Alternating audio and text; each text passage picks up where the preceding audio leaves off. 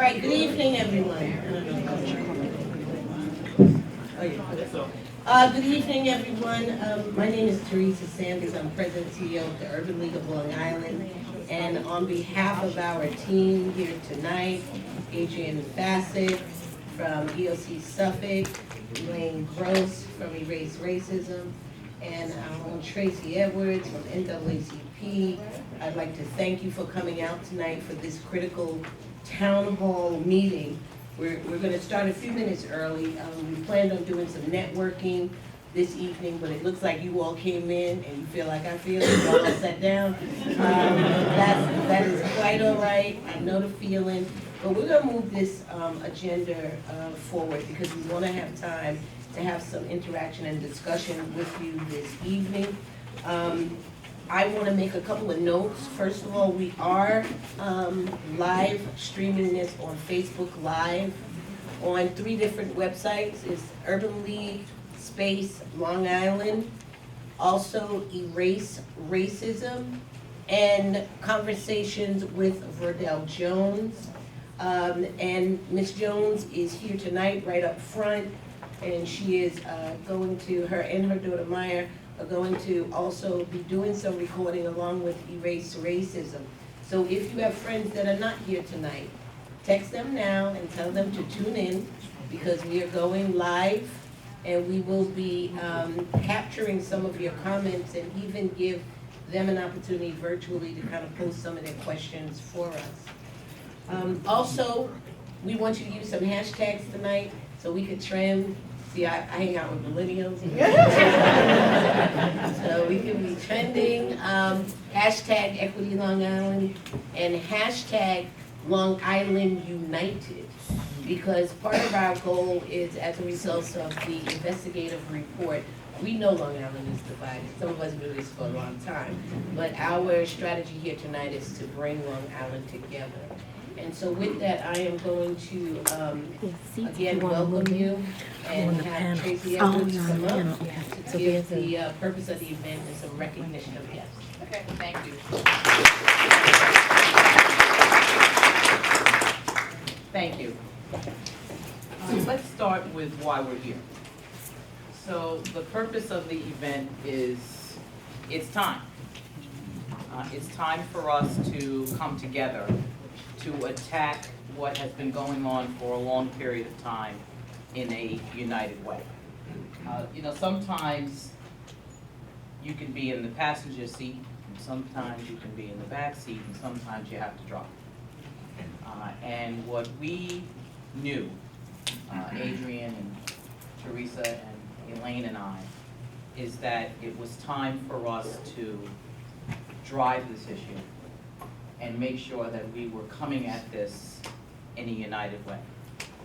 And we are going to need all of your help. There are many organizations and key people that are in the audience. We appreciate all of you. We are thankful that you all are here, and it is time for us to get started. So before I do bring Ian up, stay there a second. He's going to help me with some preliminary data gathering. I just want to acknowledge some people that are in the room. So this is not in any order. I am sure I may miss some of you, so please let me know that. You're all important, but I wanted to make sure that we did acknowledge some people that are here. So. Starting off, I want to acknowledge Paul Fleischman from Newsday. He is the Vice President of Communications. Is that correct? Close? You'll take it? Okay, all right. We are also glad to have representatives from the Attorney General's office, Megan Fox and TJ Haddock. We have Long Island Housing Partnership, James Nedley, representing the town of Brookhaven. We have Jennifer Martin, representing the town of Babylon. I should have said don't clap until. Brookhaven. She's Brookhaven. Okay. She's Brookhaven. We have the Commissioner of Babylon, Madeline Quintine Makani. Tracy. We have also representatives from the EOC, the Urban League Board and staff, Little Flower, Huntington Housing Coalition. Lisa Tyson is here from the Long Island Progressive Coalition. My fellow compadres from the NAACP are here. The New York State Civic Engagement Chair and New York State Education Chair of the NAACP. And I also want to shout out Mitch Pally from the Long Island Builders Institute. Mitch, are you still here? So we were all at a meeting the other day with the Attorney General's office. And you know when you have one of those amen moments? When there's somebody that just speaks to the issue, hits it right on the head and just shuts everybody down? That was Mitch Pally. He talked about how difficult this issue is, who owns the issue, and more importantly, what needs to be done to fix it. Okay? Is there anybody else that I missed? Okay, Raise let's go to racism cause. Tracy, you raise racism staff.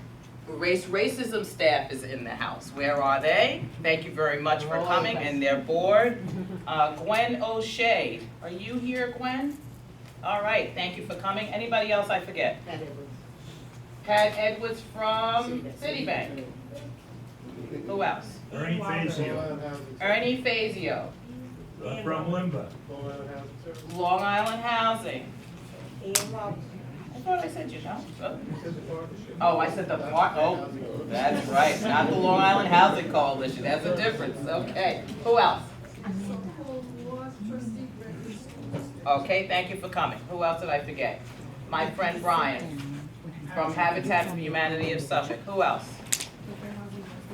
Fair Housing Justice Center. Anybody else? Multicultural Solidarity. Thank you. Okay, great. Stony Brook University. My mom, she's mad at me right now. But she's here too. Oh, yes, sir. Long Island University. Long Island University, yes. Community College. Suffolk Community College. Shaniqua. Women's Diversity Network. Okay, yes. Bishop's Office of Episcopal Diocese of Long Island. Wonderful. Child Care Council. Magda. Great. Planned Parenthood of Nassau County. Wonderful. National Council of 100 Boston. Great. U.S. Senator Kirsten Gillibrand's office. Thank you. North Babylon High School. Okay, wonderful. Thank you. Anybody else? All right, that's good. Thank you very much for everybody for coming. So now we're going to take a little bit of data gathering. So I'm going to ask Ian to come up and help me. So it's good for us to know, yeah, how are you? It's really good for us to make sure that we are doing this in a way that we can utilize our data, work together, share information to all of you. So we're going to ask you some preliminary questions, and Ian is going to tell you how to do that. Tracy. Right? You want me to use the mic? Because for the recording. The wireless is in there. Okay. So once again, the Wi-Fi password is up here. If you're not connected already, the password is number 68, capital P for Power of Local, and our network is RXR68 guests. And once you're connected, you can either join our survey in two different ways. You can either go to pollev, stands for polleverywhere.com/erase racism. It doesn't have to be all capital. Or you can text the number 22333 and you type erase racism, and you'll get a confirmation there. So again, you can join two different ways. You can either go to pollev.com/erase racism, or you can text the number 22333 and type erase racism. Again, Which one is the easiest one to do? Texting is so much easier. There you But if you don't have service, you prefer Wi-Fi, whatever it is, you can also join us online. Yeah, grab one of the wires. Okay, everybody ready? No. No? All right. Raise your hand when you're ready. The instructions are also on the next You slide. trying to text or? If you look at the instructions are also on the Yeah, you next slide. put the 22333, like we put in a phone number. And then in the body, you put erase racism. I don't see that many hands up.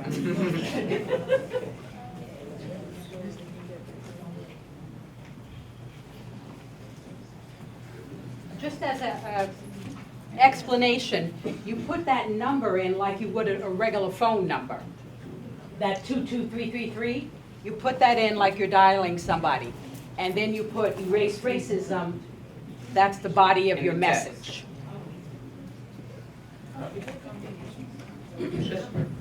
You got it? All right. We ready? Okay. How are you currently feeling about the issue of housing discrimination? One word, no spaces. Doesn't have to be any of those words. It could be any word right now. How are you currently feeling about the issue of housing discrimination?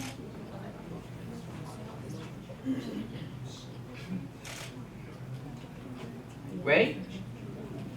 Next. Give it a look. Oh. You're not ready? Anybody having trouble connecting?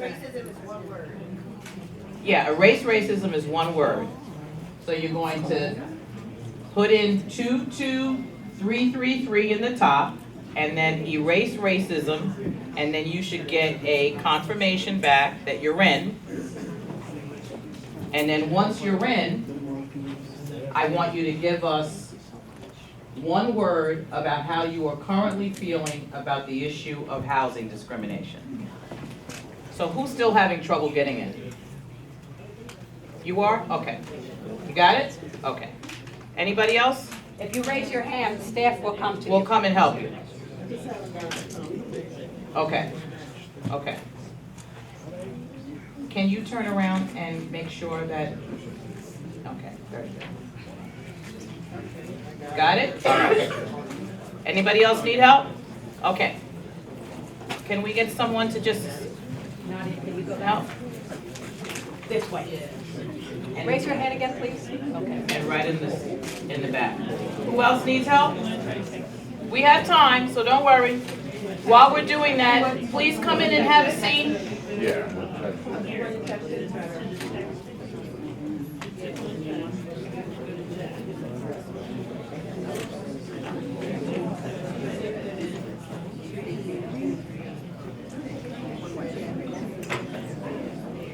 Raise your hand if you need help.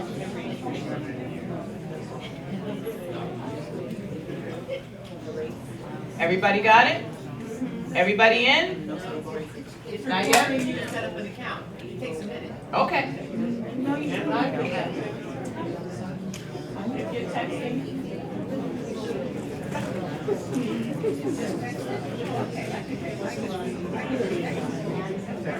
Say the text again. So it's 22333, and then text erase racism, one word. So don't set up an account. Just text. You shouldn't have to set up an account. Okay? You're in? All right. So we'll do the first one again. How are you currently feeling about the issue of housing discrimination? One word, please.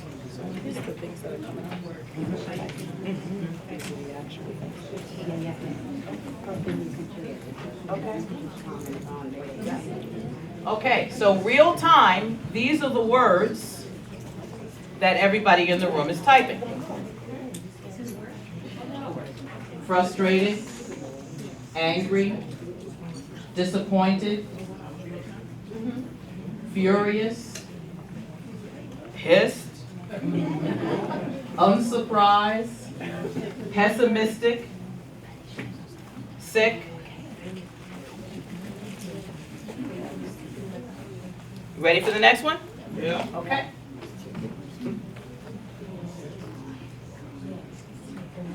What is your racial, ethnic identity?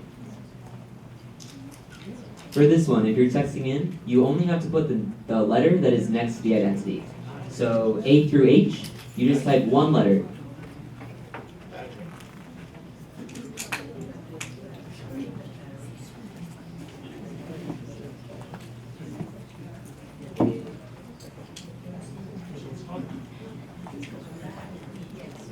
All right.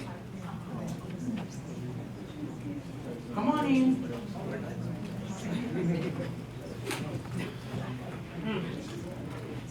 Next, in what town or community do you live? One word responses, please. And if it's 2 words. they If no it's two spaces. word, just don't put a space.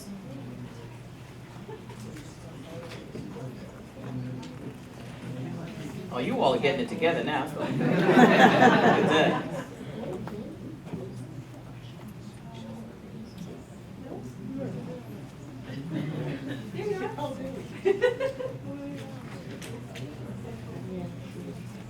Okay, so we have a really good spread of where everybody lives. Right? Wonderful. Nassau and Suffolk. That should make everybody feel really good, right? Okay. Have you ever felt,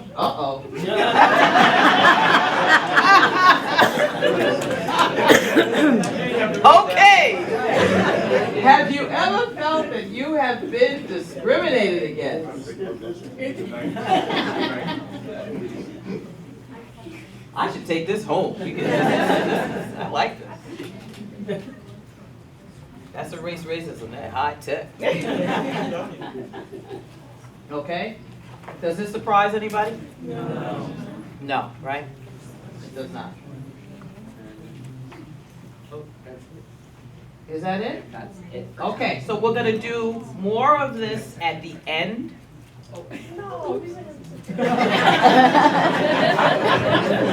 You were into it now, right? All right, we'll keep it open. So if there are things that they want to text while this is going on, does it have the capability of doing that? So it's by question, so you'd only be able to answer that last question again, but we have more questions coming up, so it's okay. Okay, all right. Thank you, Go Ian. on Facebook Live and put in questions. Okay, you can go on Facebook Yes. Live and put in questions, because we're going to start gathering all the questions from people who are live streaming, all of you. So if you want to make sure that we capture your question, please go on Facebook Live and we'll be able to do that. So you can go to Erase Racism and you can do the same thing, okay? All right. Thank you very much. So it is my pleasure to bring up Elaine Gross. Are you president and CEO and founder and all of that? Okay. And she's also a very good friend and leading the effort in fair housing. Please give me Elaine Gross.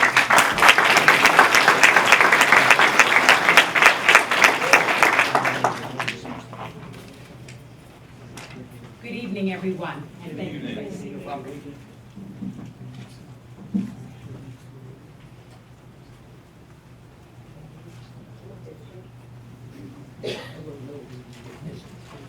Need to turn on, otherwise it won't work.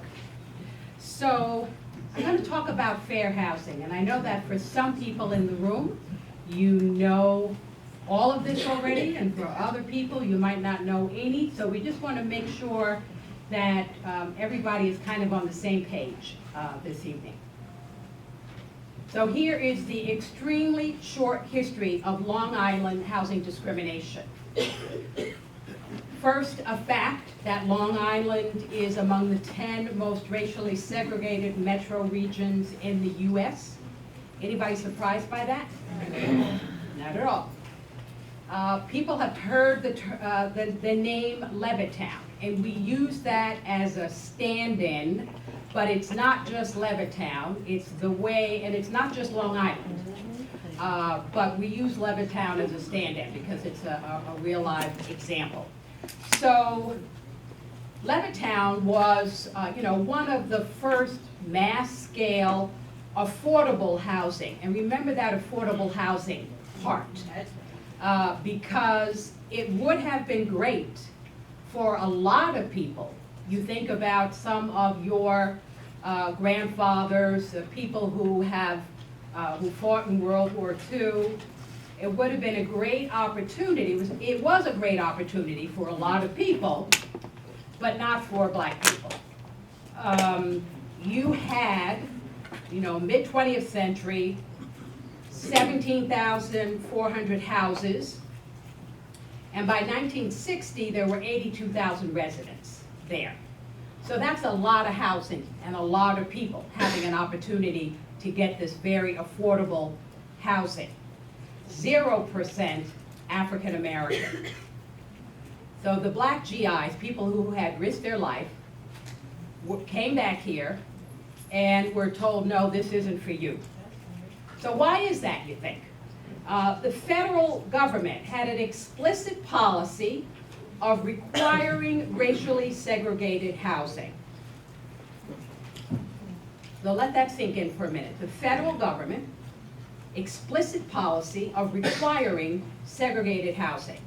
So that meant that when Mr. Levitt wanted to do this, never before huge project, for which he needed federal government assistance, it's not like your sort of mom and pop bank on the corner was going to finance such a huge thing.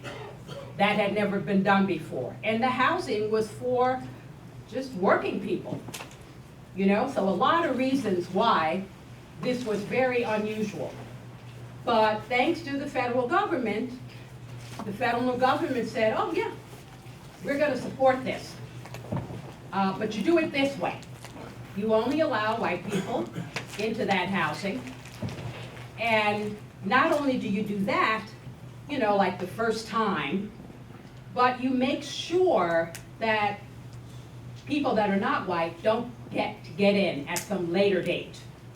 So you have covenants in the deeds, racial covenants in the deed, which basically said that only members of the Caucasian race would be able to take advantage of this housing. So let's say you were a very community-spirited white person, and you bought a house, and now you're going to buy a bigger house, and you would think, oh, I'll sell this to anybody who comes. Nope, you couldn't do that. You would have been breaking the law, so to speak, to do that. And so the restriction enforced by the racial covenant, if you think about it, if they had had their way and there was no 1968 Fair Housing Act, for example, that could have been there in perpetuity. If you think about it, people were designing something which they hoped in perpetuity would have been segregated housing right here on Long Island, with all of those houses, over 17,000. The banking industry, insurance, real estate industry, we're talking about developers, management, realty agents, everybody embraced it. None of those categories of people that I identified, those entities, were saying, oh, wait a minute, this isn't a good idea. Everybody was very willingly going along with the program. And that racial discrimination and segregation has a very long arm. So let me just pause for a second. I hope everybody has taken that in, because it's really significant. Self-segregation, so-called self-segregation, is why blacks are so segregated. They only want to live with other blacks. Has anybody heard that? Does anybody believe that? False. So because I heard it so much, starting out with the race racism, we began in 2001, because people told me so much that there isn't a housing discrimination problem now, Elaine. That was something back in the day. We hired the Stony Brook Survey Research Center, and we couldn't do that right in 2001. I should make that clarification, because we didn't have the money to do it.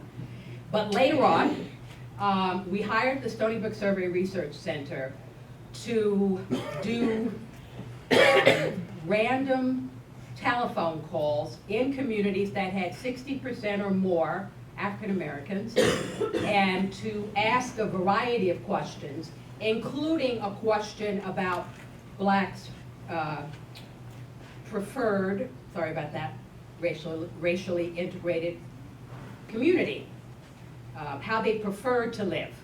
And the fact was they preferred to live in racially integrated communities.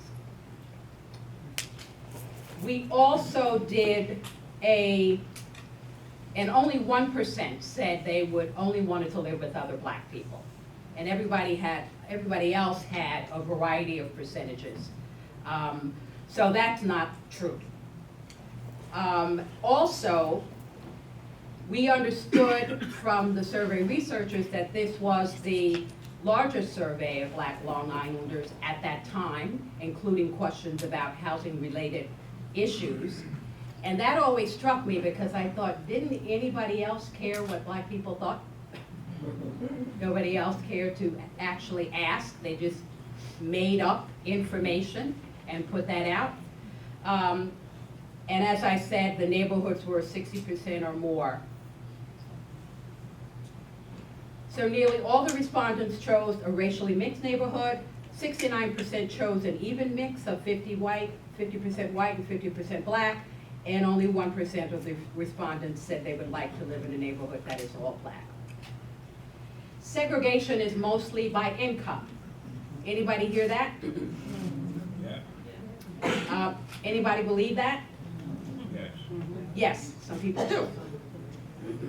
Blacks and Hispanics have lower incomes, and that mostly accounts for their segregation in lower income communities, racially segregated communities with concentrated poverty.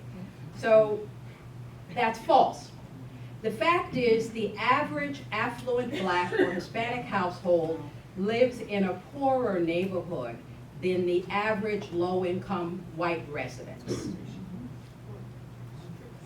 So take that in for a minute.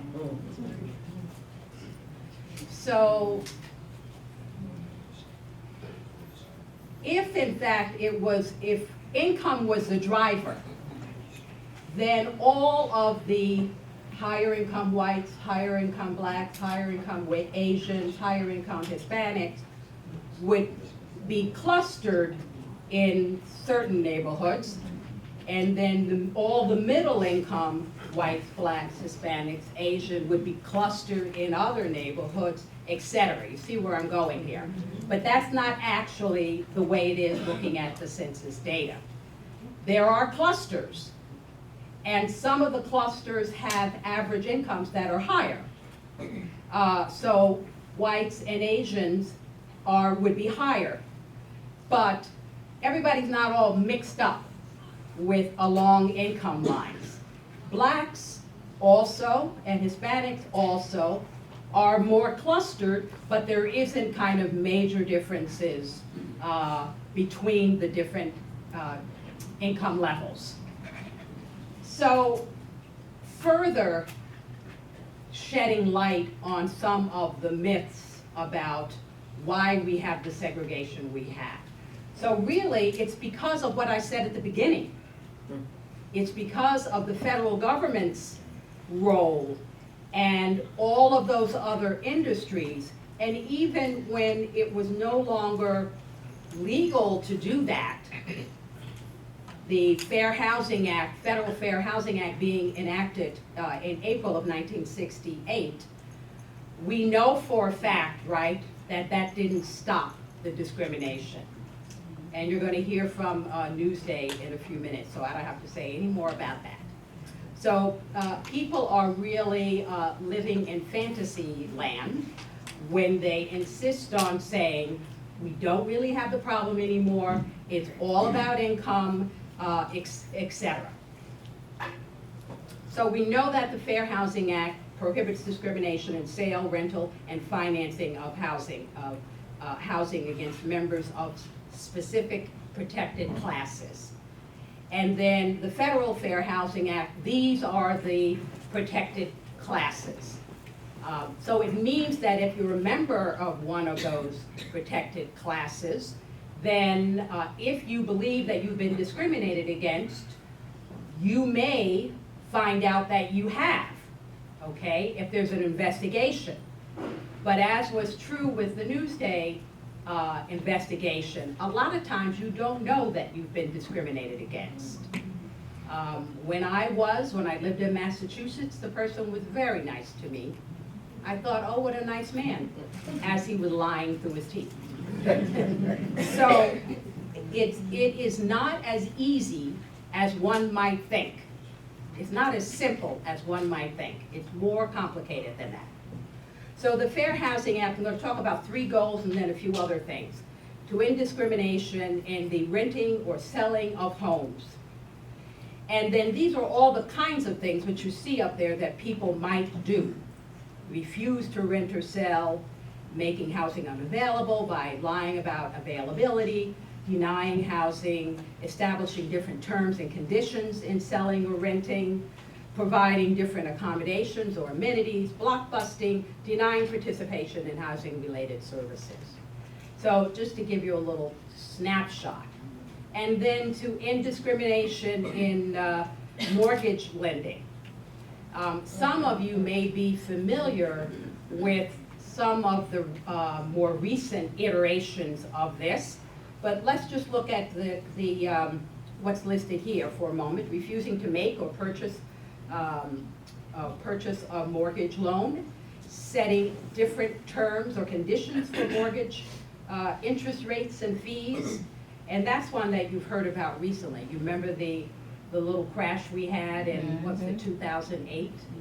As a result, in part because of predatory lending, and in part these kinds of things, different rates, interest rates, different fees, putting people in a situation that suddenly they have a balloon mortgage that they didn't even know they had in some instances, and certainly that they couldn't pay for.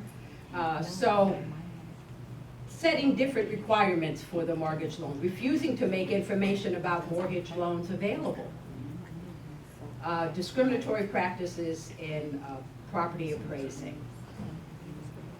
So here's another, makes it unlawful to make discriminatory statements or advertise property that expresses a preference for certain backgrounds. And now we have an amendment to the New York State human rights law as of April that says that legal source of income is a protected class. So some of you may be familiar with people saying things like, oh no, we don't take any programs. We don't take Section 8.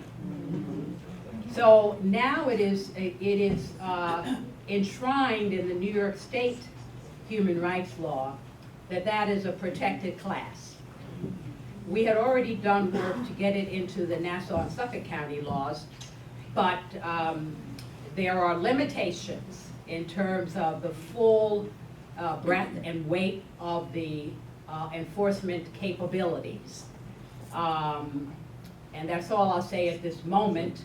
But getting it at the state really requires that everybody gets the same protections. Everybody throughout the state gets the same protections. So if you move someplace else, you have the same protections.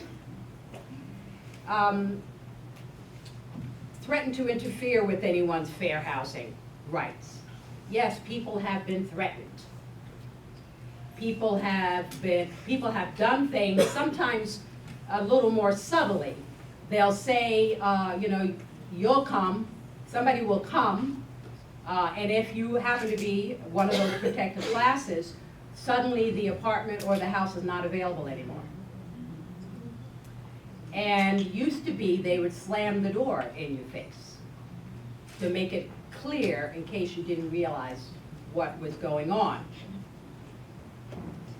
So in enacting the Fair Housing Act, Congress was declaring it is the policy of the United States to provide within constitutional limitations for fair housing throughout the United States. To provide for fair housing throughout the United States. That was the intention in 1968. But as we know from Newsday's investigation, something happened in between there, right? Let me talk about other aspects of fair housing. The Congress also realized that just waiting for somebody to get discriminated against and then to try to help them, that was inadequate. So that's why they directed the Department of Housing and Urban Development, HUD, to make sure that neither the agency itself nor the cities, counties, states, and public housing agencies it funds discriminate in their programs. So there's supposed to be a proactive piece to this. Let me just continue. Congress intended that HUD programs be used to expand housing choices. So how many people saw the news report, was it a week ago or 2 weeks ago? I'm losing track. Where the Suffolk County Legislature voted to spend money on a housing development that, for infrastructure purposes, that had gone to the Supreme Court and had a favorable ruling that in fact the town of Huntington, had discriminated against the builders trying to build this property because the town told them, no, you can't build it where you want to. That kind of housing, multifamily affordable housing, is built over there in those other census tracts. The other census tracts contain 3/4 of the black population. So finally, after 30 years after the Supreme Court said, nope, slap your hand, you can't do that. Just to give you a sense of how long, what people will do in order to maintain housing segregation and to not allow people the housing choice, neighborhoods that they might want to live in, schools that they might want to access, the kind of housing that they might want or need. So that was also a piece of the Fair Housing Act. And then what I would say is that sadly, too many jurisdictions have taken HUD money, give me the money, but not done what they should to affirmatively further fair housing. And I'm going to talk about that term in a second, but let me just give you a sense of all of the people who have some role in enforcing fair housing. Of course, HUD is the key enforcer, and we know that HUD, as we know it, is not doing that. And as a matter of fact, they've been rolling back the remedies that could be used to enforce fair housing. Also, the U.S. Attorney General, we're happy to say that the current New York State Attorney General has made it clear that she wants to be in the housing enforcement world, and that we haven't gotten that kind of enthusiasm in the past. We have 2 House and Human Rights Commissions here on Long Island that also have responsibilities around enforcing fair housing. Private fair housing and civil rights organizations like the Long Island Housing Services, Ian is here tonight, also enforce with our lawsuits, etc. And then there are administrative complaints that can be put forward. So that is a real, very, very quick. But let me tell you these 2 things, affirmatively furthering fair housing. What that term means is what Congress was saying to HUD. Don't just sit back and let segregated housing continue. You must take steps to identify the impediments to fair housing and to solve those problems. And that's what the municipalities have not been doing. Here on Long Island as well. And disparate impact, that is what HUD is rolling back now, because HUD does not want the fair housing to really be enforced. So what happened with Mettenacock Court, it wasn't like the Newsday investigation, where you catch some disparate treatment happening with individuals, that kind of thing. But it was by using the data about who was going to be left out of that housing, and by making the case that this is discriminatory, it is arbitrary, it is really intending to keep housing segregated, you could make that case and you could win. But now if HUD is successful with their new rule and saying that you won't have the disparate impact, it will be very, very difficult in order to prove your case, that will take away our fair housing in a minute.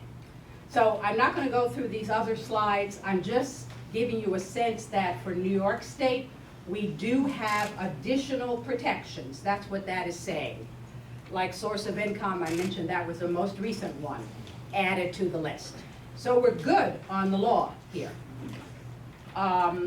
And then I'll just mention that Erase Racism had a couple of lawsuits as well, where this was for rental, where we saw the same kinds of things that Newsday has seen in terms of the denial, and those lawsuits were successful as well.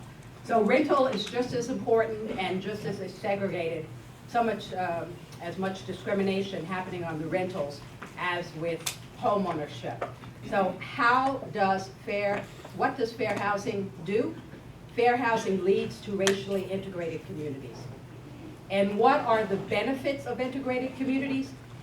Integrated communities offer equal access to education, healthcare, employment, personal wealth creation. So more than 50 years after the Fair Housing Act became law, housing discrimination remains pervasive.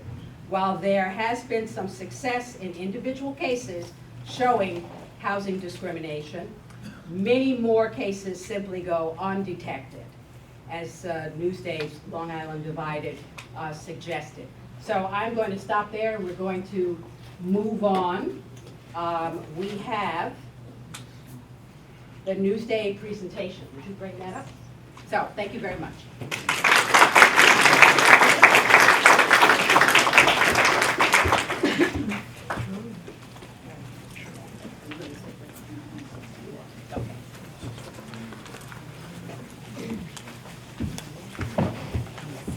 So we are really very fortunate to have Newsday participate in this town hall. And I want to introduce you to Olivia Winslow and Keith Herbert from Newsday, and they were two of the lead investigators of this investigation. So please give them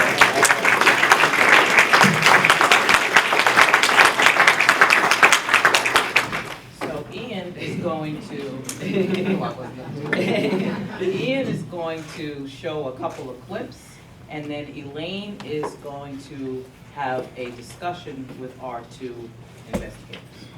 Thank you. So I do have two clips up here. I have BigQuery and Lecture. Do you have a preference? No. Okay. You want it set up? It is set up. I just have to bring it over, but it's not coming over. It doesn't want to come over. Okay. Oh, that's what. There we go. I don't know about that. I haven't been getting about that because I've been running on the board. So I really need that. I won't get that anyone unless I do have a pre-qualification letter. So I need to know that I can't pre-qualify for a mortgage. Oh, so that means I can't go out to see anything. I won't do it. You can try another person, but I don't have the time to do that. Good, I'm just going to take some notes and introduce you to signatures. What is your availability? When can you start looking at houses? I would say not this coming week, but the following week. Okay. So today is let's set up our first appointment. I will send you listings this afternoon.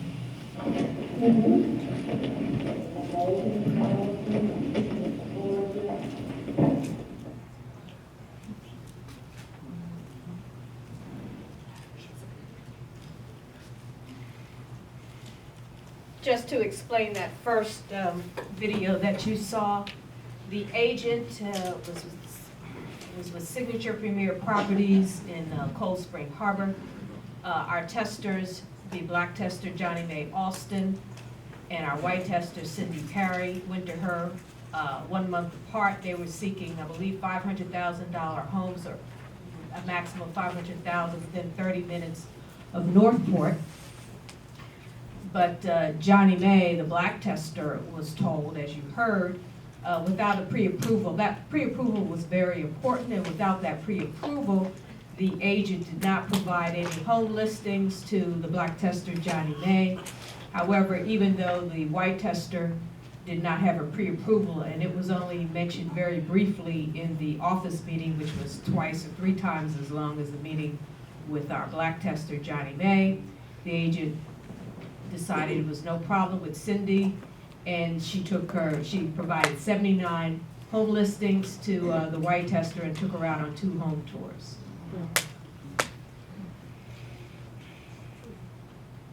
Every time I get a new listing in Brentwood or a new client, I get so excited because they're the nice people.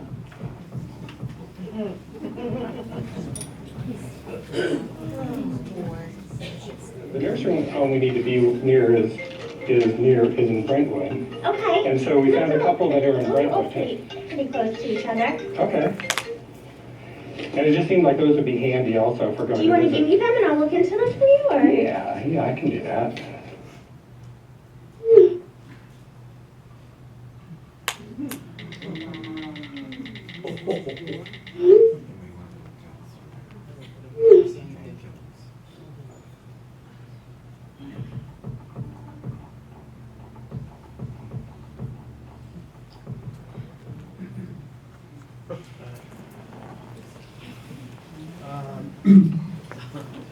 So that clip really shows the different treatment and the different result that this test presented for us. The interesting thing there is Elaine was explaining about the Fair Housing Act. The Fair Housing Act also entitles everyone to equal information about the housing market. And in this example, the black tester certainly didn't get the warning about gangs being a problem in Brentwood, where the white tester got that information and that warning readily available. The other thing we did was, once we got listings from the agents, we plotted them in census tracts, and that started to show a pattern where, as in this test, the black tester Kelvin got homes that were actually in Brentwood, which is a more diverse neighborhood than the white tester, and I don't think Richard, the white tester, got any homes in Brentwood. So the listings would fall in a much more diverse neighborhood for the black tester than for the white tester, which was problematic for us from the standpoint of it suggesting evidence of racial stealing. Why don't I take the other mic? That way I won't have to talk.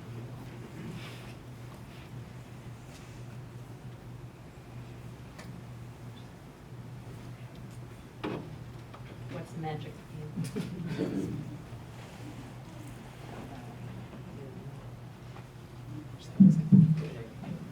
Okay. First of all, I know that I speak for everyone when we say, and let's show our appreciation to Newsday.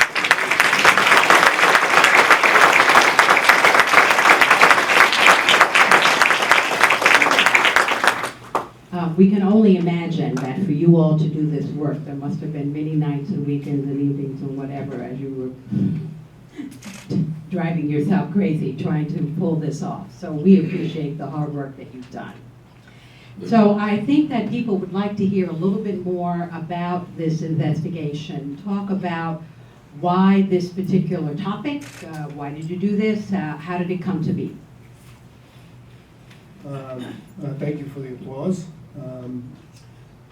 Sometime in 2016, the early part, we got new census data, which showed us a trend that Long Island was getting more diverse from the standpoint of new residents, particularly Hispanic.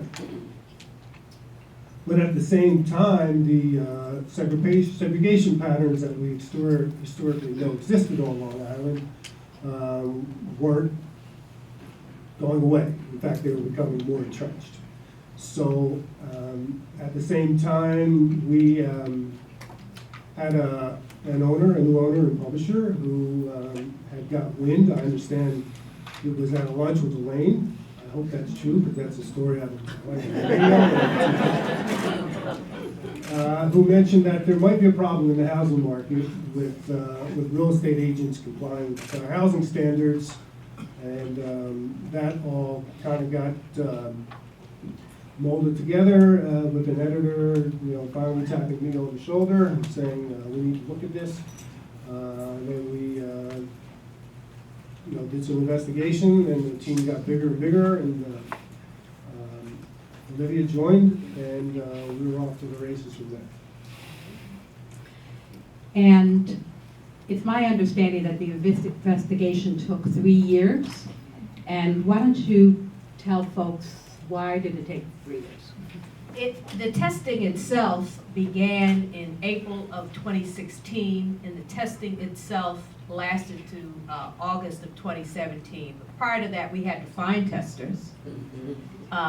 We had to train them, and we had to find, many testers. We ultimately went with a group of 25, but we reached out to church groups, community groups, tapped into a network that for actors, what was it, Backstage, I believe it was called.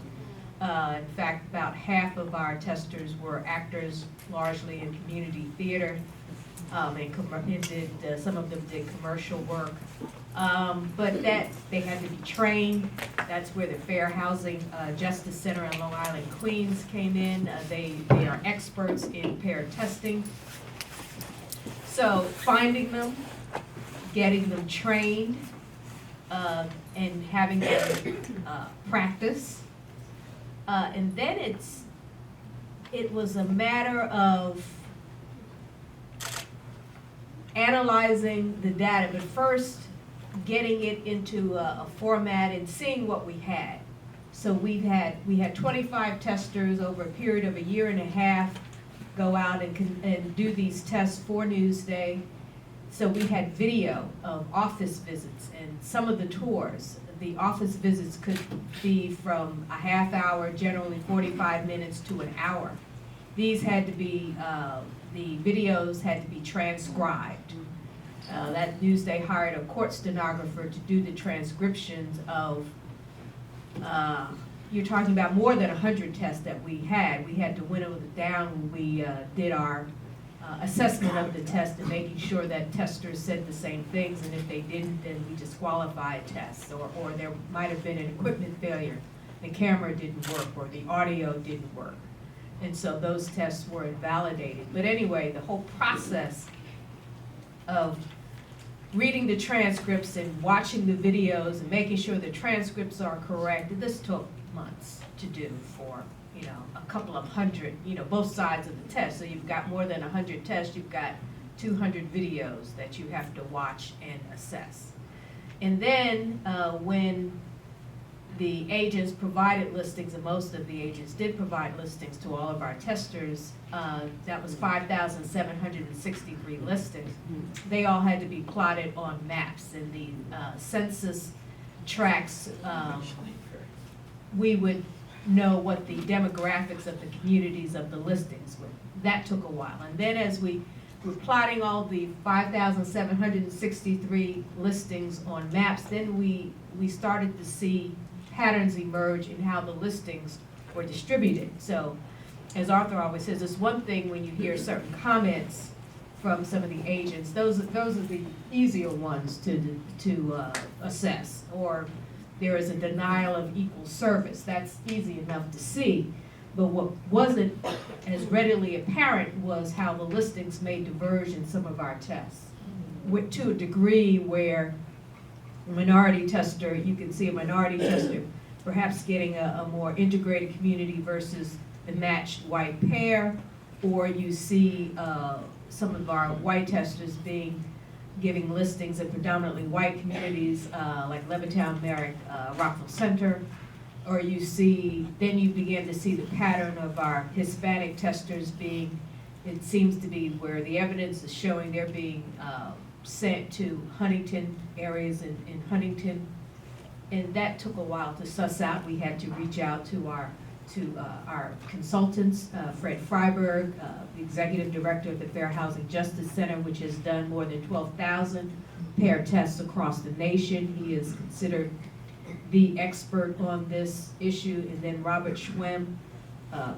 professor at the University of Kentucky College of Law, who's written the textbook on housing, fair housing, on housing discrimination, and has began at the beginning of this, at the beginning of the fair housing law. So those were our experts to help us assess what we had, and that took a while. No. Yeah, that took a while. So why don't you talk us through what you did and how you did it? I think everybody here probably saw the wonderful online evidence of the unequal treatment by the real estate agents. If you want to add some more, just talking through that piece. Well, for us to embark on this, we all had to kind of study up and bone up on the fair housing laws and the fair housing standards, both state, local, and federal. So once we had that knowledge base built up, we felt confident that if we looked at enough videotape of the meetings, and if we studied enough of the transcripts, we would be able to say, well, that looks like that's something that might be evidence of a fair housing violation. But we only identified agents and considered the test problematic if we had two experts. We independently review the evidence that we gathered from the video and the transcripts. So once we got that information back from them, after we gave them a summary of each individual test, and they agreed that there were signs that there could be evidence of steering or denial of service or just disparate treatment of the tester, or a comment that would be indicative of a fair housing violation, did we consider that test problematic and decide that we're going to identify the person involved in the test. So, a lot of the time was taken up with just, reading cases and laws and administrative law judge decisions and building up our knowledge base so that we were confident enough to continue and look at what we had from a video standpoint and make a determination that, yeah, this is something we should send to the experts.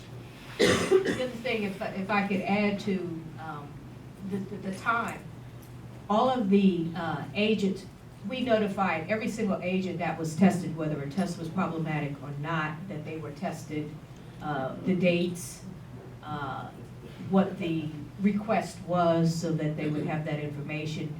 When they were invited, those that we identified as problematic, those letters indicated what it was that we saw in the video or the maps, that they were relevant, that was problematic. They were told that they were all of the 34, the agents in the 34 tests that where we saw evidence of disparate treatment were invited to Newsday to view the videos of their encounters with our testers, to review the transcripts, and to see the listings plotted on maps should they be relevant in a particular case. So that took, and there were 13 agents, 21 company representatives who took us up on it, and that took many months. They were invited to make comments or to give any reason for why the test came out the way it did, or offer any explanation. Some of them provided that through statements or comments. Many did not, but that took a while to get that done as well. And one quick point I'll make before your question, with your permission, is that we did over 100 tests. 109, I think, is the number. And as evidence of all this kind of book study that we engaged in and letting the experts review the summaries, is that we didn't use all 9 of those tests. If a test was what we call unfair, and that the testers didn't approach the agent with equal information on both sides of the test and said the same thing as close as could be for 2 different people going to an agent, we didn't use the test. We tossed it out. So we only counted 86 of them. So I'm going to ask you one more question. This is kind of I think we can get a somewhat quick response from you, which is, were either of you surprised by the findings?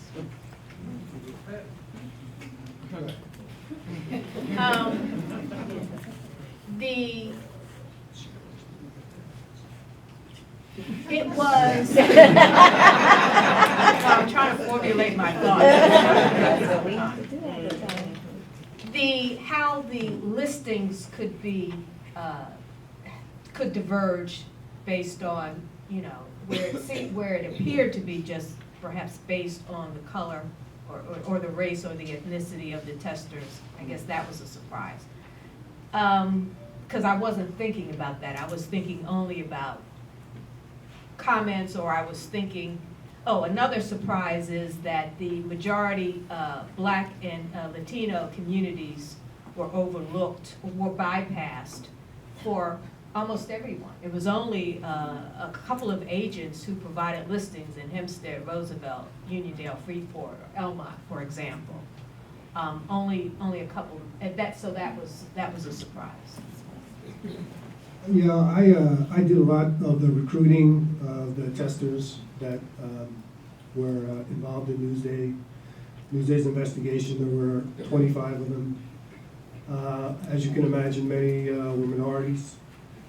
And I had to weed out the folks that had what I'll call a negative experience in their housing search, because you didn't want people who would change their mind one way or another. And I heard more than my share of stories from people of color who were engaged in housing searches on Long Island and felt that they weren't treated equally, or that they were just treated poorly. So from that standpoint, I wasn't surprised about the results. But certainly some of the comments that we heard recorded on videotape, like what you saw in the Brentwood test, did surprise. So if people missed this, how can they find your investigation now? You can go to newsday.com/divided.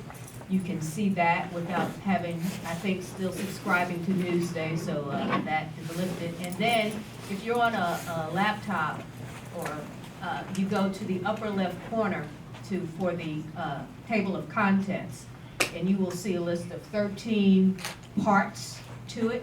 In addition, there's a documentary at the top, but there are some sidebars in addition to the overall stories, and they're short videos.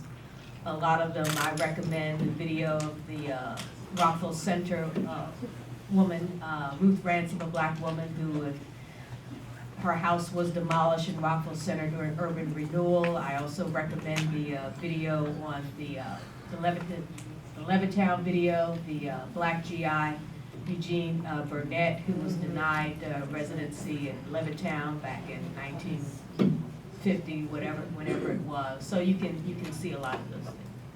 Thank you both very much.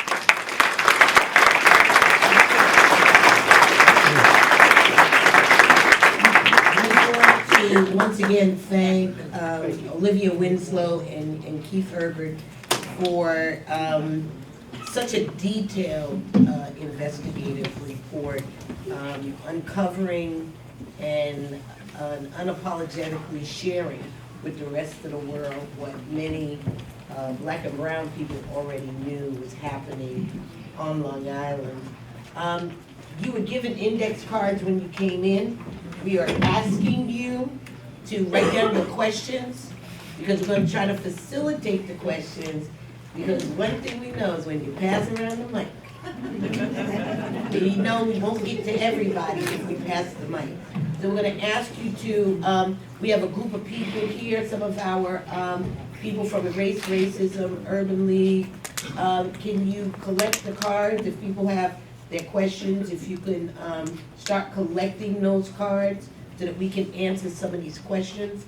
And I want to take a minute to introduce our panel, and they're going to say a little bit about who they are and what their, I guess, vision is on fair housing, very quickly. And you have heard from Elaine Gross, and the president of Erase Racism.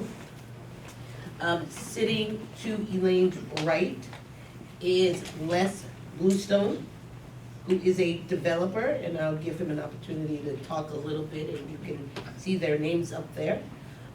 Sitting to Elaine's left is Gary Johnson, NAACP, and sitting to the far left is Kevin Law from the Long Island Association. Let's give them a round of applause. So I'm going to start with you, Les. If you could just give us a little bit of a background in terms of how do you fit into housing on Long Island? Well, I think I've been doing this a little too long because I also have my share of stories. Matinacock Court is our development, which was mentioned earlier. That project began in 1978 by the not-for-profit that owns the land, so here we are in 2019. Another project that we that we worked on and actually did complete was in Yonkers. I'm sure you've all remembered the Yonkers desegregation case, and ours was the first building that was built out of that case. You may have seen the TV series, you may have read the book. That was a nightmare for us who were building it at the time. And it was interesting in watching the videos and listening to the stories. And as you know, when you see the videos, it just hits you right in the face. When you're doing it from our end, it's much more insidious because there are lots more ways for people who don't want it to happen, make it not happen. Thank you, Les. Gary, tell us a little bit about your background and your civil rights work. Sure. Good evening, everyone.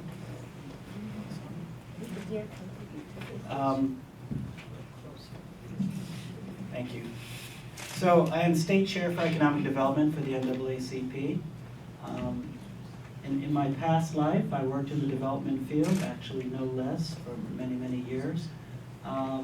Trained as an architect, I've worked in Harlem and New York City doing all kinds of mixed-use development. So I bring the real estate development background to civil rights and civil rights activism. I had been state chair for economic development for about 10 years, and so we work on a range of issues from housing to voters' rights to general small business development and economic development. So I'm pleased to be here, and as this is a very important topic, I'm sure there's a lot to be discussed. Thank you very much, Gary. And Kevin Law. Thank you, Teresa. Good evening, everybody. Again, my name is Kevin Law. I'm the president and CEO of the Long Island Association. We sort of act as Long Island's Chamber of Commerce for the business community. When I came out of law school, I started out my career with the County of Suffolk, and I was an assistant Suffolk County executive for affordable housing, where we developed a 72H program where when we get tax foreclosed properties, we then donate them to either towns or villages or not-for-profits for affordable housing construction. When I was practicing law, I had a terrific client Her name was Tracy Edwards, chairwoman of the Huntington Planning Board. And I was representing him on Minnetonka Court. And it was both my worst and best legal experience because I was brought in to help settle the case because it had already gone up to the Supreme Court, and I was brought in to help settle the case. And it was Tracy's planning board hearing where I had to come and explain why I thought it was in the town's interest to settle. The first hearing, 700 people showed up, stomping their feet, would not be quiet.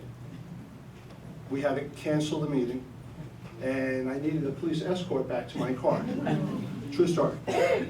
A month later, came back, rationality set in, and through a 90-minute presentation, I walked them through the history and why it was important to settle. And through Tracy's leadership, it was a 5-0 vote. We voted to settle the litigation. And so that's why I said during that time, too, I was also the pro bono general counsel to the Long Island Housing Partnership. And for the last 11 years, I've been the chairman of the Long Island Housing Partnership, where we're an affordable housing developer and a Fair Housing Act educator and trainer. So I've spent pretty much most of my career somehow involved in the affordable housing field, and happy to be here tonight. Thank you very much. Well, the audience has some really interesting questions for you. And I'm going to start with a question for you, Elaine, that the resources Erase Racism creates are incredible. Are there curriculum materials for schools to use, particularly at the high school level, around this issue? Well, actually, there are. We do a lot of work with high school students, and we're even beginning to do some work with middle school students as well. We have 2 major conferences that are full-day conferences during the school day, and the schools bring their children. This year, they both were in November. We had 200 students total. And then we have a student task force. And if anyone is interested in hearing more about the student task force, these are the next generation of leaders and activists. They have gotten an education about structural racism on Long Island, the things that we talked about today in the presentation. They know that. And they're very upset, by the way, that they haven't gotten that information in their schools. But Nadia Jean-Francois is the Education Equity Coordinator. And so please do see her if you want to know more things about that. And Ian Lesnick is the student organizer and also a parent organizer. So there's curriculum, there are a lot of activities. Thank you, Elaine. And this follows up, see both of these people, because there was also a question, whoever asked this, have any studies been conducted that illustrate the spiritual health and overall healthier attitudes about race?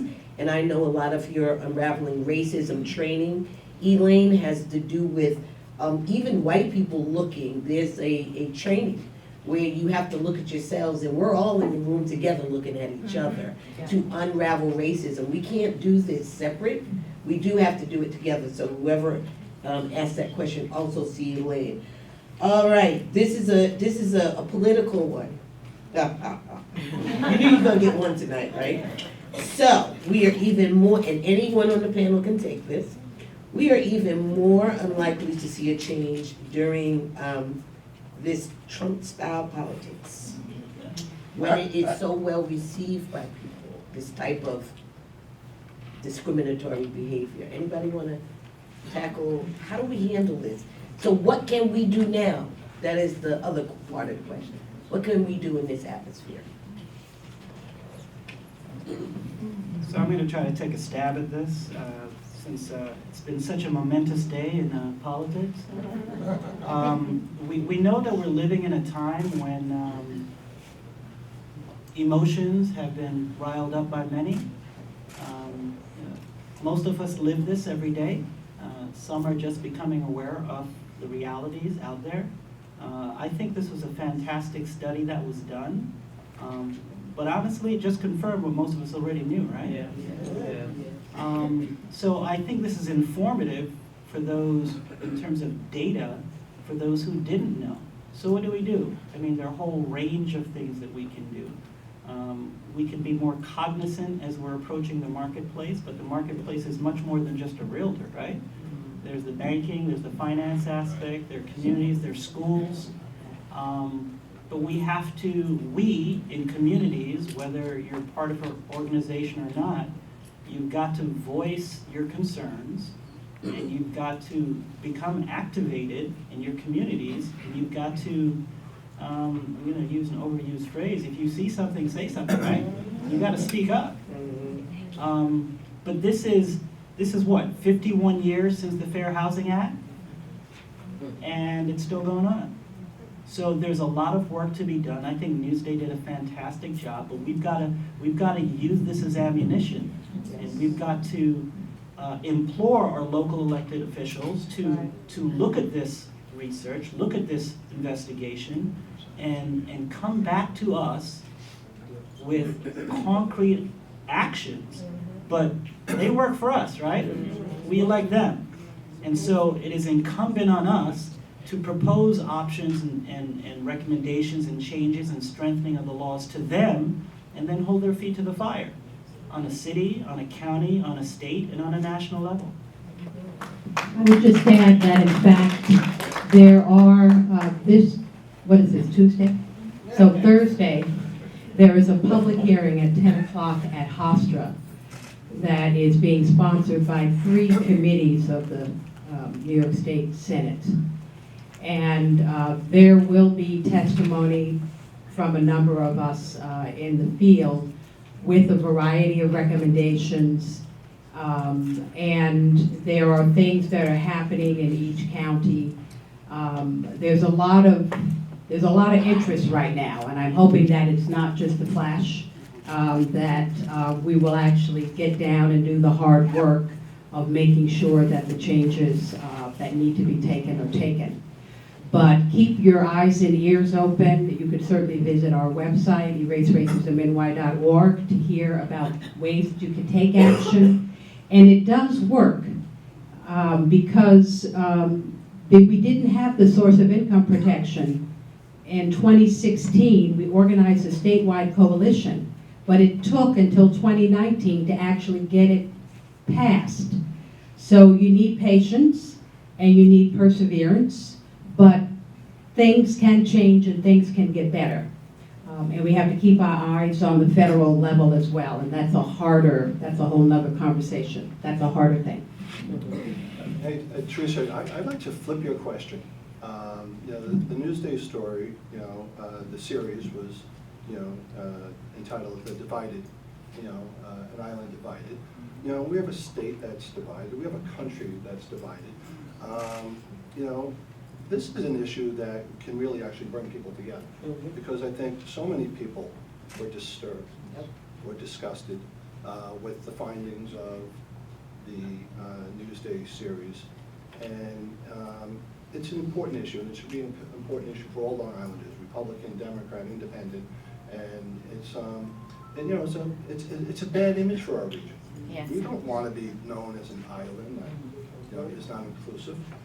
And so I think if enough people, believe that, I think this is maybe an issue that could actually bring the island more together than divide us. Yeah.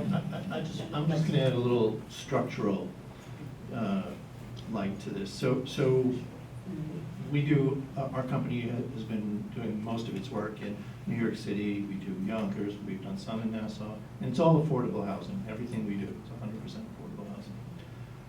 In New York City, there is a building code, there are zoning maps, and they're as of right. That is not something you will ever hear out here on Long Island. In fact, some of the elected officials, if they don't want my dog to have a license, I'm not getting a dog license, let alone a building permit.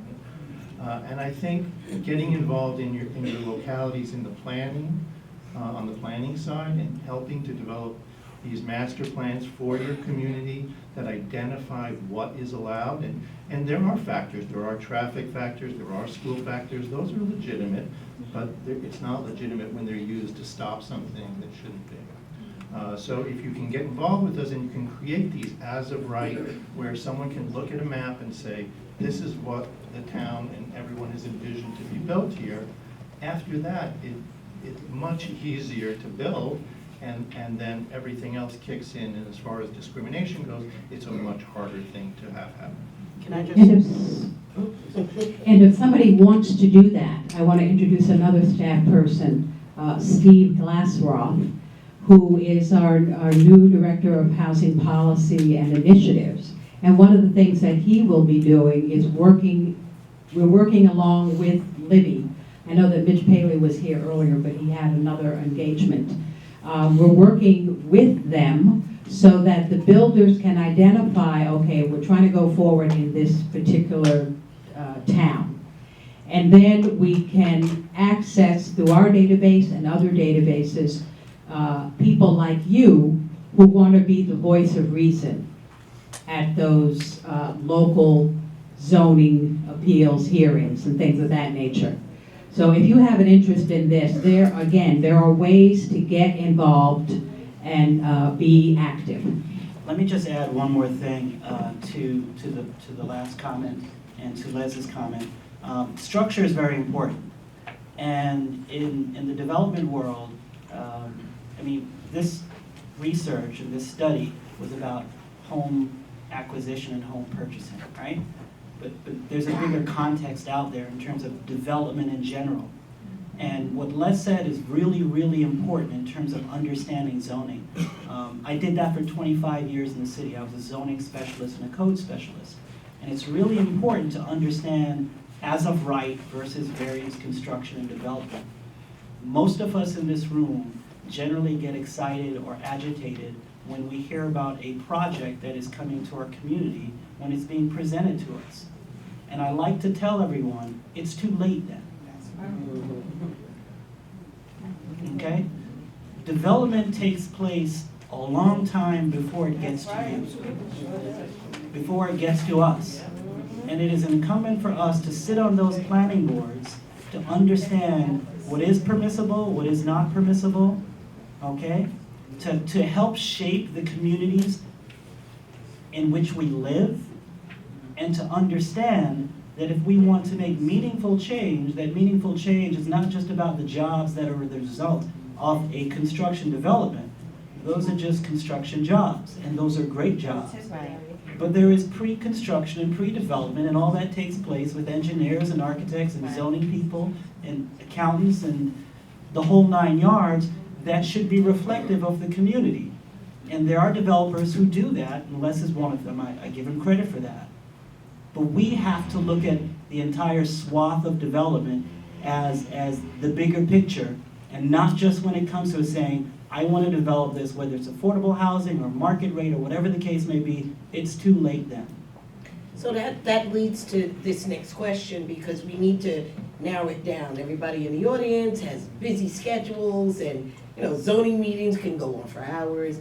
Usually people that are retired are showing up to those things. And so there's a couple of questions here. One is, Black female veterans and access to housing. And one of the questions is that there's a lot of emphasis on male vets, but very little emphasis on female veterans and the other family issues that may go with that impacts housing. And the other part to that question is the gentrification. As we're building these housing units, some people in the community feel displaced because you build a new development and all of a sudden the rents are, $4,000 a month for a 2-bedroom, and the average person that existed in that community can't afford it. What should people be doing as a proactive measure as these projects are coming up? Where do individuals in this room fit in?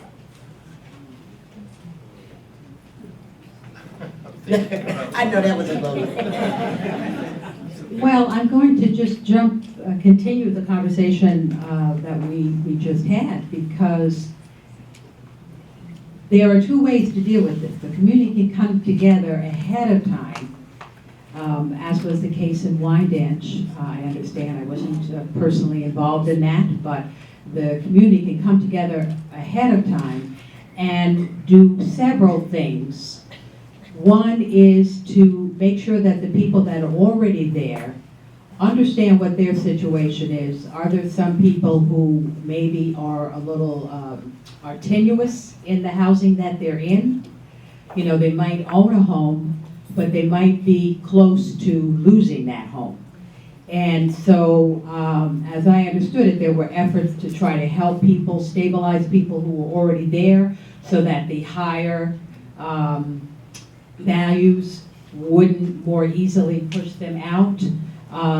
Things around employment, things around the planning, again, as was mentioned. You know, what do we really need there? Make sure that the new development meets some of the needs of the current residents, while also thinking about the future sustainability. So unfortunately, all of those things require some effort. And it's hard when you have a lot of things on your plate to add one more thing. But I do think we all have to decide what we're going to do. You can't do everything, but you pick something that you can try to engage in and try to, you know, add your voice, which is very important.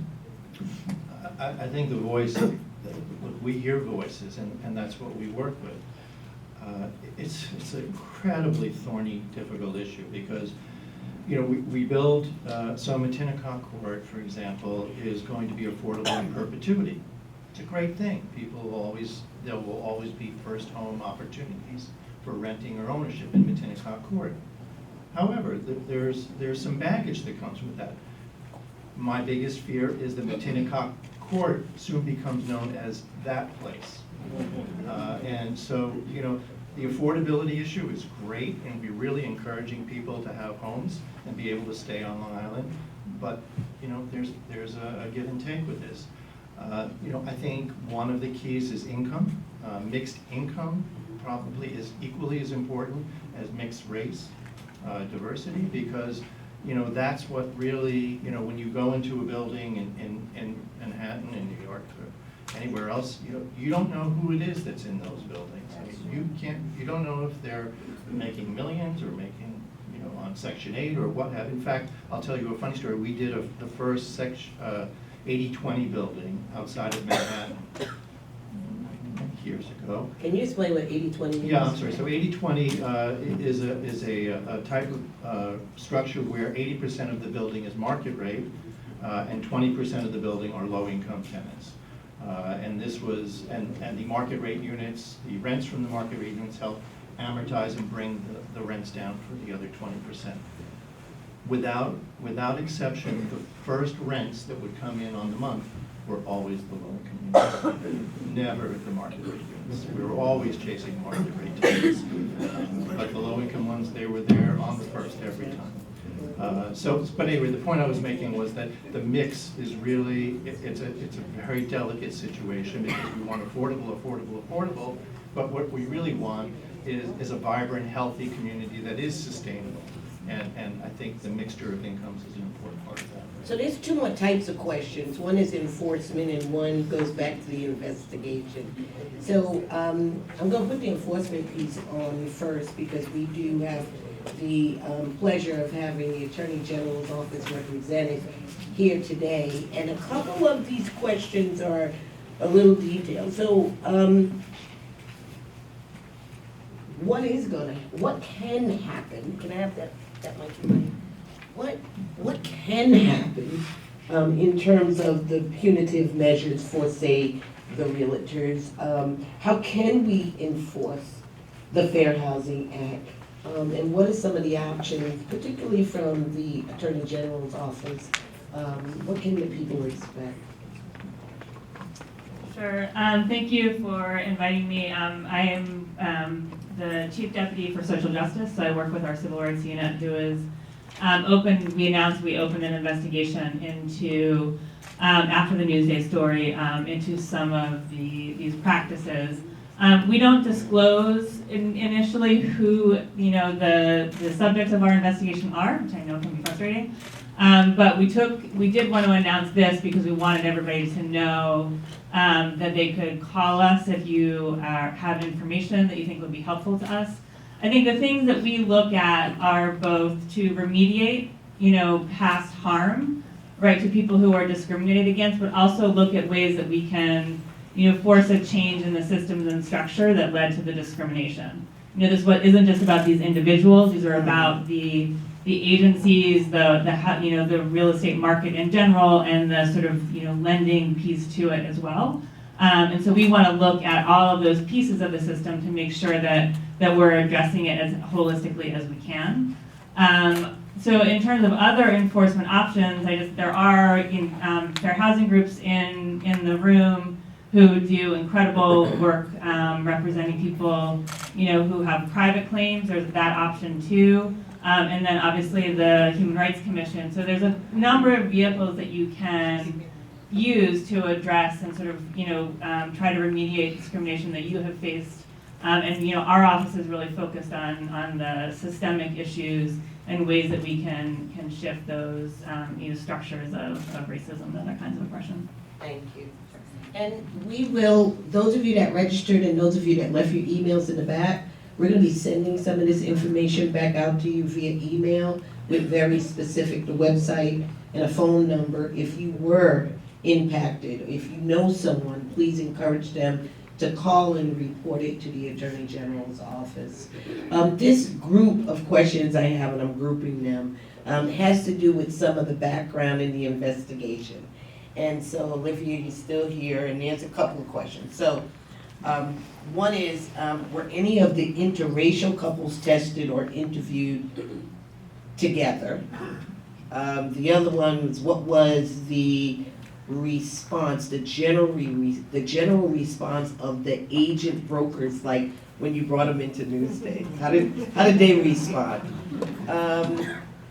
And this is kind of a biggie, but do you think the investigation, was there evidence that these individual racist beliefs, or is it just basic systemic participation from these individuals?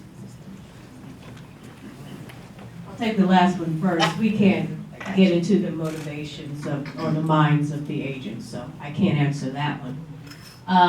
We did bring in the testers, some of the testers, to get their reaction to finding out how the other half of the test did. And so we got some really visceral and emotional responses.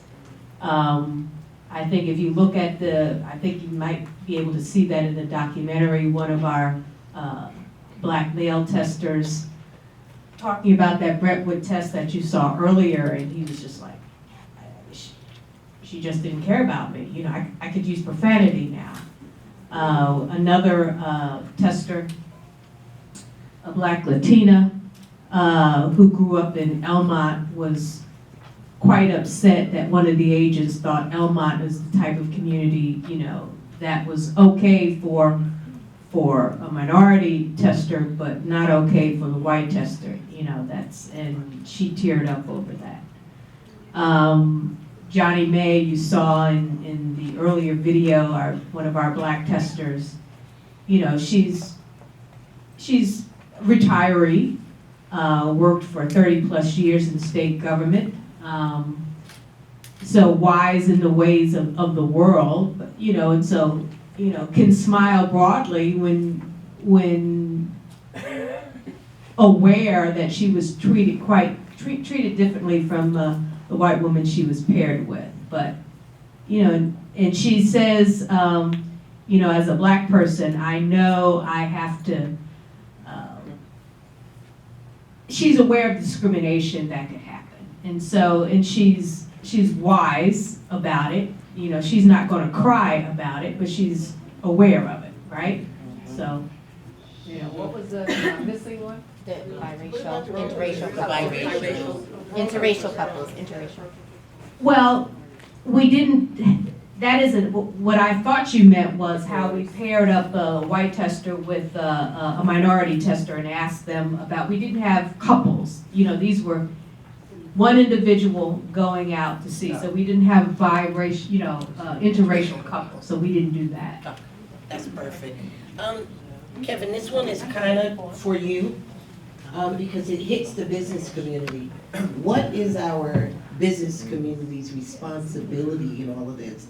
The banks, what the mortgage brokers, what is their responsibility for corrective action? Happy to take this up. I actually have 2 board meetings tomorrow. As I mentioned earlier, I chair the Long Island Housing Partnership. We'll be discussing an expansion of our Fair Housing Act training.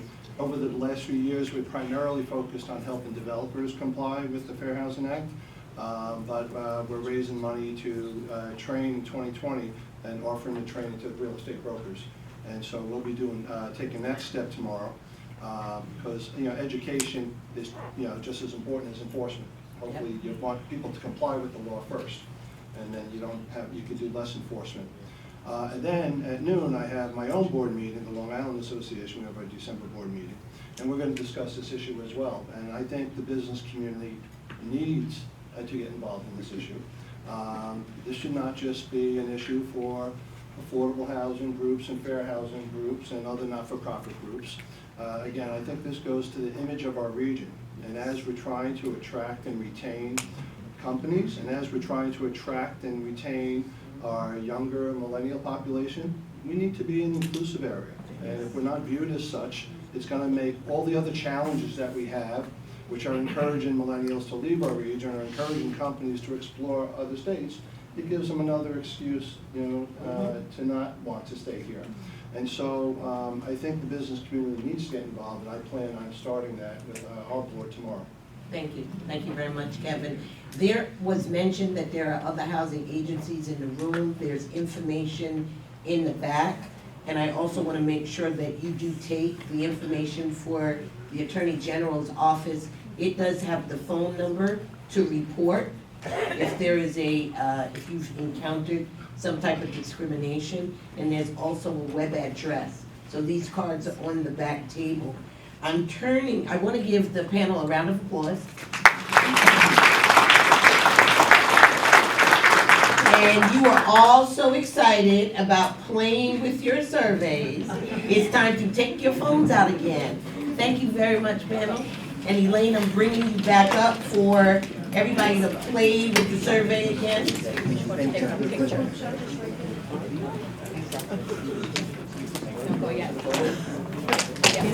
Yes. Where is Tracy? Did Tracy leave already? Alrighty, so again, if you've already texted in, you don't have to text in again. Gary, do me a favor, just push that chair in front of me, please. Oh, thank you. But it's the same way, so you're going to text your answer to that same number, or you can log on, or just visit pollev.com/eraseracism. Thank you very much. And the question now?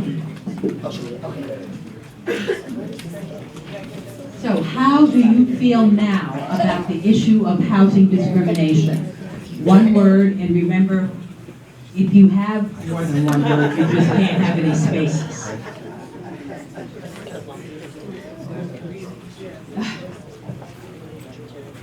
Motivated, like to see that.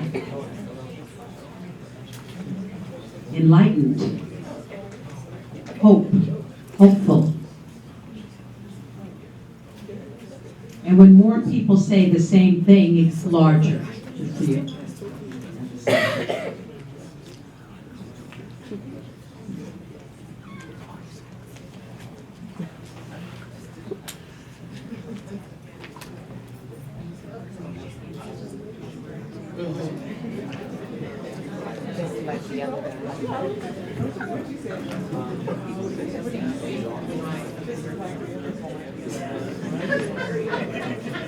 Okay, I'm going to go to the next one.